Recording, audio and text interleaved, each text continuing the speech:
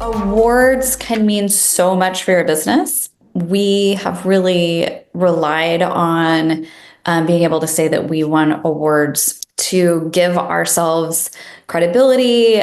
There's something about being able to say you were top of whatever in whatever category that just gives people this psychological belief that you really know what you're doing, you're going to be the best for them, and all of that. The words are not about feeling good necessarily about your business. I want you to feel good about your business no matter whether you get an award or not. You guys can feel so proud of the profit and the progress that you have made in your business. The reason to submit for an award is really so that you're continuing to give your business some credibility. It's such a major project to submit. Just there's so many different details that you have to be aware of. So I want to make that process as easy for you as possible, but it takes a while to identify a project and get the right photos and all of that. There are a ton of different award opportunities, including some special awards for like leadership and service and all of that. I am not going to talk about those awards because if you're eligible for them, you probably already know about them.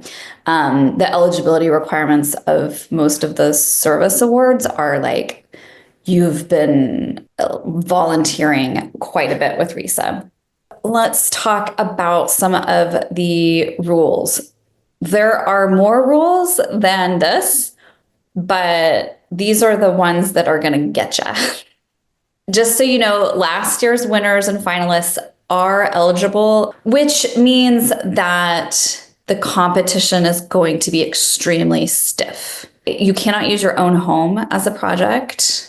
You can enter as many projects as you want in each category, but if you use 123 Main Street's project photos for luxury vacant, you can't also use it for regular vacant. Now, you could use the living room for one and the bedroom for the other, but you can't use the same photos. You have to have done the project recently.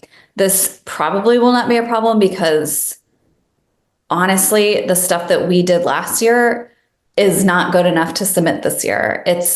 We're all kind of leveling up. The occupied category, you can use obviously the homeowner stuff. You can use all the homeowner stuff. You can use some of your stuff. Major renovations are not allowed. You can like change carpet, but you can't like renovate the kitchen. Speaking of kitchens though, you can't like submit a kitchen, but you probably wouldn't because the thing that is most likely to win is a living room, maybe an awesome bedroom, but most likely you're looking for a living room. Okay, photo rules.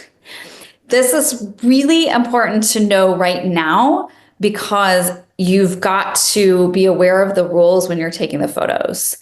The good news is that if you make a mistake, the peer review committee theoretically will give you like one chance they'll say, hey, you violated this rule, resubmit.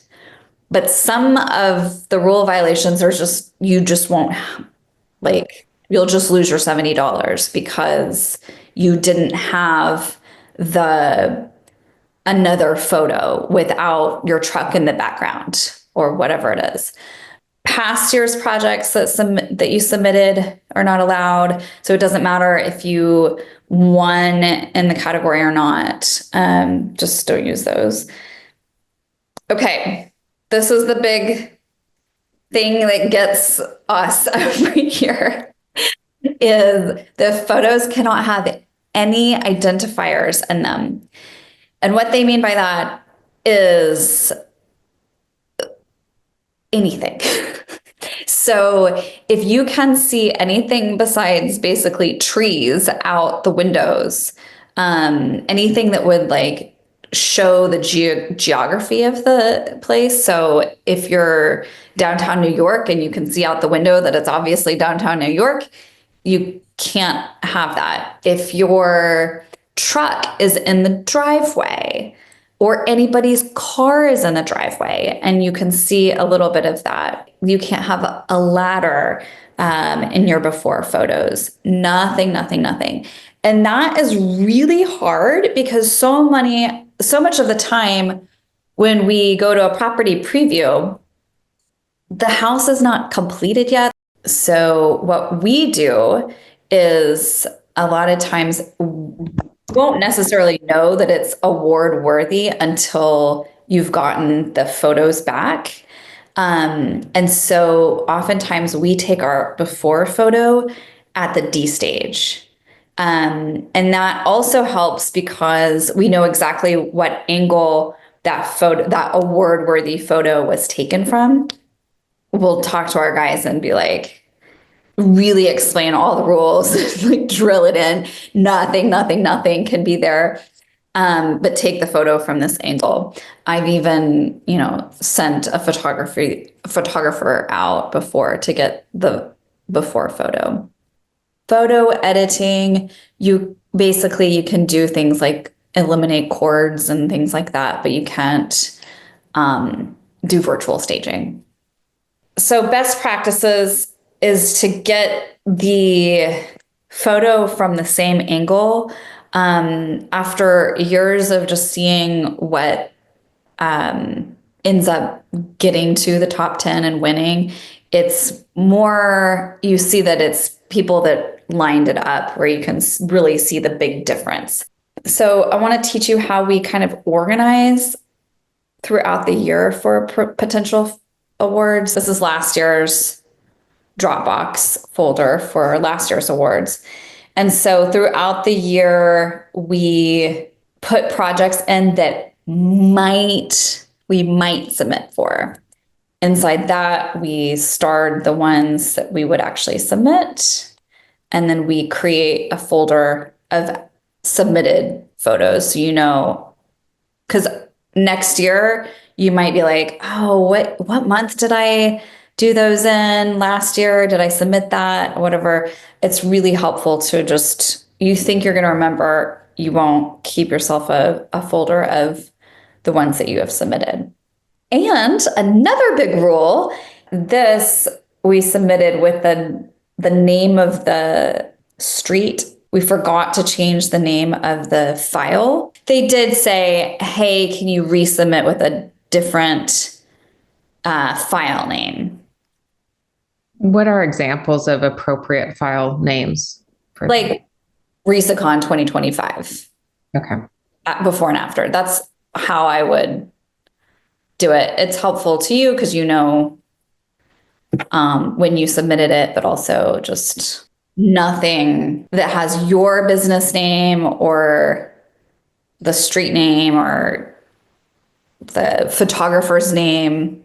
I mean, image 1234 would also work. I guess I'm wondering what you kind of recognition or what do you get if you win the award? Yeah. So if you win top 10, you get like a glass trophy, which is really nice. We put them on display right in our front lobby, and they're nice to have. You get to take a picture with the trophy, so it's nice to like put on your website and your social media. You also get to say that you were top 10 in whatever category that is. Obviously, if you win, then you're number one in the country for that particular category. They also give you a badge to put on your website. We also like to post about all of our staging studio students that are winners. Like even in your bio, you could be talking about something totally different or be giving a little talk about staging, and it gives you credibility. So you can say, I am a top 10 award winner. My staging company is top 10 in the country for whatever, you know.